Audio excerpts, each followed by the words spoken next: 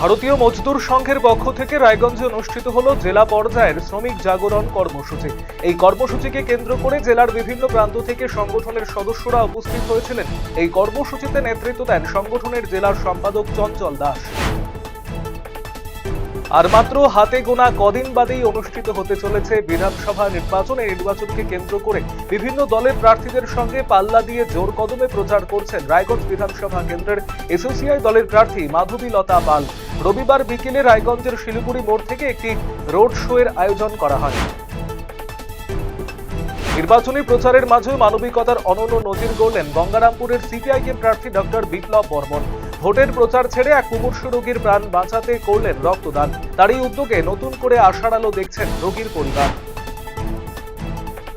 ইটাহারে বামফ্রন্ট মনোনীত সিপিআই প্রার্থী উৎপল দাসের সমর্থনে ভোট প্রচারে বামফ্রন্ট নেতৃত্ব। রবিবার ইটাহার থানার শুরুন 1 এবং 2 নম্বর অঞ্চলে হুটখোলা গাড়িতে আবার কোথাও পায়ে হেঁটে সাধারণ মানুষের সঙ্গে কথা বলে ভোট প্রার্থনা করেন প্রার্থী। ইটাহার বিধানসভার তৃণমূল কংগ্রেস প্রার্থী মোশাররফ হোসেনের সমর্থনে জনসভার আয়োজন করা হলো। এদিনের জনসভায় বিজেপি ছেড়ে বিভিন্ন দল ছেড়ে তৃণমূলে যোগদান করেন বেশ কিছু কর্মী সমর্থক। মোশাররফ হোসেনের হাত থেকে তৃণমূলের দলীয় পতাকা নিয়ে এদিন তারা যোগদান করেন তৃণমূলে। ইটাহার থানার দুর্গাপুর অঞ্চলে দুর্গাপুর মোড় এলাকার মাঠে জনসভার আয়োজন করা হয়। করণদিঘি বিধানসভার বিজেপি প্রার্থী বিরাজ বিশ্বাস রবিবার দিনভর ভোটের প্রচারে ব্যস্ত থাকলেন। এদিন দলীয় কর্মীদের সাথে নিয়ে করণদিঘি বিধানসভার রানীগঞ্জ গ্রাম পঞ্চায়েত, আলতাপুর 1 ও 2 নম্বর গ্রাম পঞ্চায়েতের বিভিন্ন এলাকায় জনসংযোগ এবং প্রচার করলেন প্রার্থী। বিরাজ বিশ্বাস বলেন, সাধারণ মানুষের আশীর্বাদ রয়েছে, মানুষ এবার বিজেপির ওপর ভরসা রাখছে। মালদার ইংরেজবাজার বিধানসভার তৃণমূল প্রার্থীর সমর্থনে রবিবার জনসভা করলেন অভিনেতা সাংসদ দেব। রবিবার সন্ধ্যায় মালদার 2 নম্বর গভর্নমেন্ট কলোনি ইউনাইটেড ক্লাব ময়দানে প্রার্থী আশিস কুন্ডুর সমর্থনে আয়োজিত জনসভায় প্রধান বক্তা হিসেবে উপস্থিত ছিলেন অভিনেতা দেব।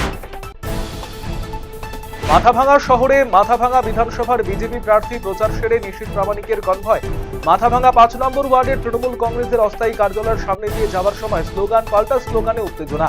তৃণমূল কংগ্রেসের মহিলা কর্মীকে থুতু বিজেপি কর্মীদের। প্রতিবাদ করলে তৃণমূল কংগ্রেসের 5 নম্বর ওয়ার্ডের কাউন্সিলরকে মারধর এবং তৃণমূল কংগ্রেসের অস্থায়ী কার্যালয় ভাঙচুরের অভিযোগ।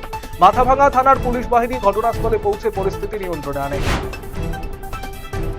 ভোটের বাদ্যি বেজে গিয়েছে চারদিকে। কালিয়াগঞ্জ বিধানসভা এখন রাজনৈতিক উত্তাপের তুঙ্গে। আর এই আবহেই ঢাক বাজিয়ে বর্ণাঢ্য অনুষ্ঠানের মাধ্যমে নিজের নির্বাচনী সংকল্প বা ইস্তাহার প্রকাশ করলেন তৃণমূল প্রার্থী নিতাই বৈশ্য।